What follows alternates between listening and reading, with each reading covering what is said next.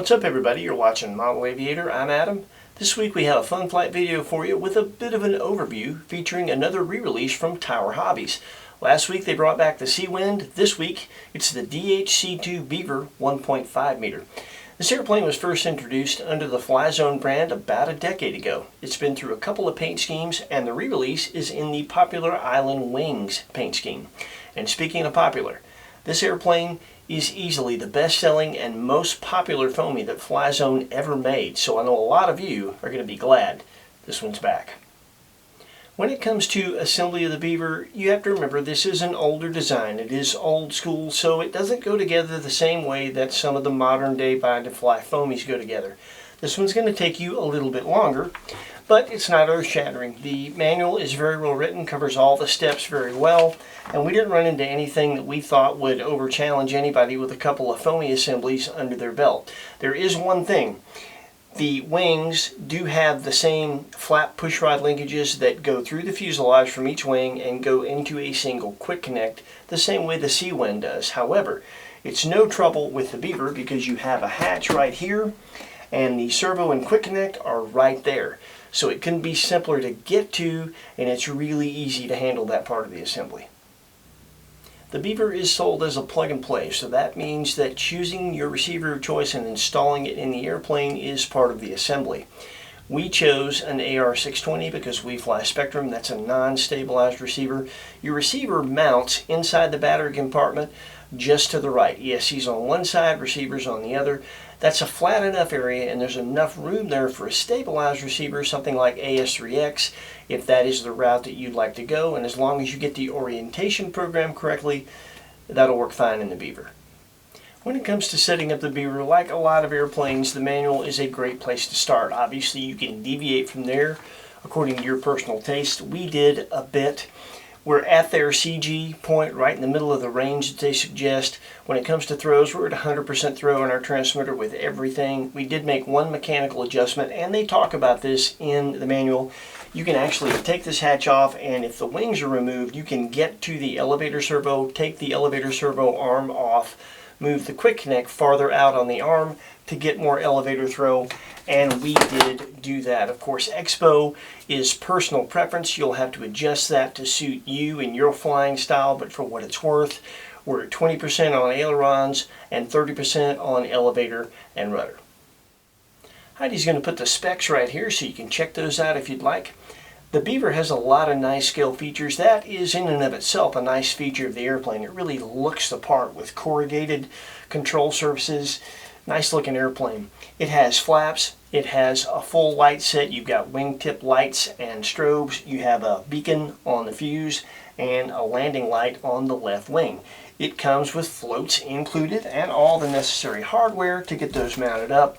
The manual is very good at describing exactly how to do that, and these are nice floats. They have twin water rudders, so it's very maneuverable on the water as long as you're paying attention. You shouldn't get hemmed up anywhere and get it caught, as maneuverable as this thing is on the water. Now, the Beaver is a bottom loader like a lot of airplanes from this era, and it's made for 2200 3 cells as you saw in the specs.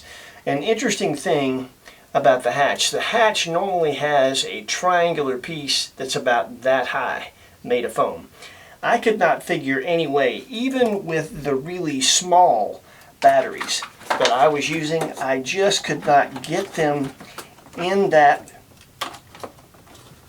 bay, get them plugged up, and still get my hatch on with that lip. So I just cut it off, and after cutting it off, it's no trouble at all.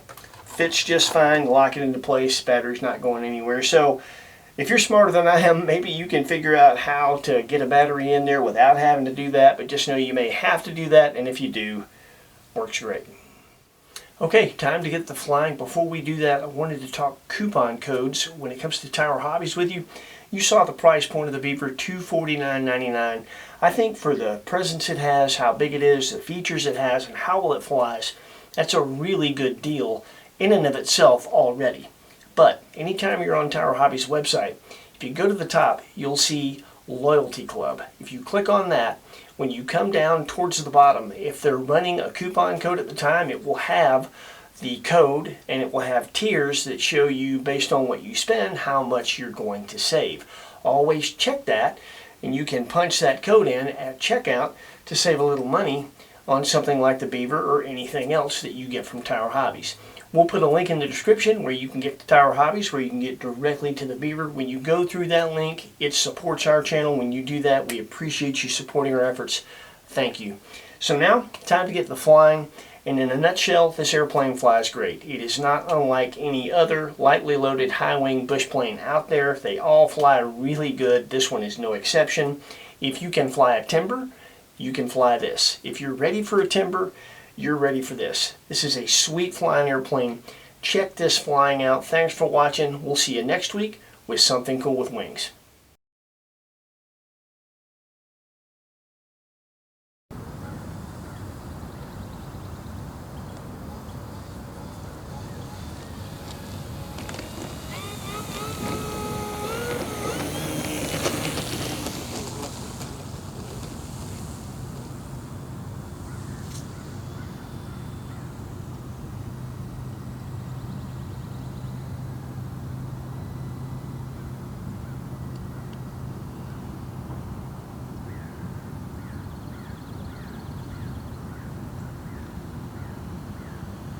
The Beaver's lightweight, it's rock solid, stable, with no bad habits. It inspires confidence when you put the flaps down and get it low and slow.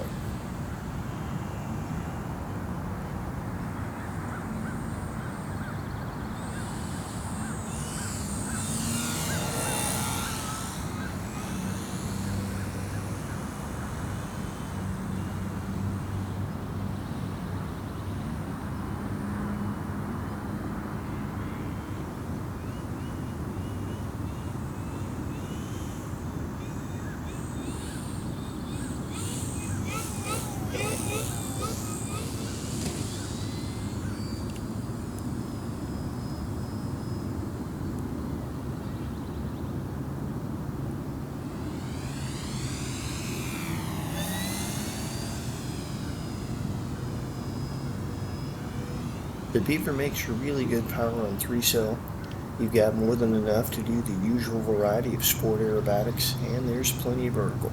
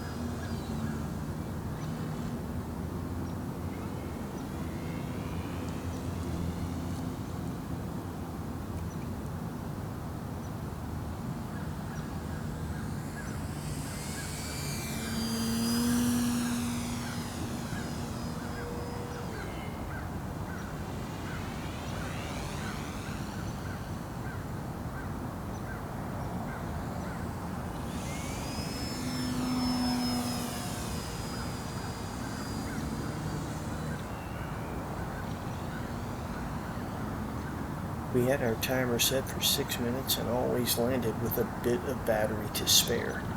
I think if you just tooled around low and slow, you could probably get 8 or 9 minutes out of this thing.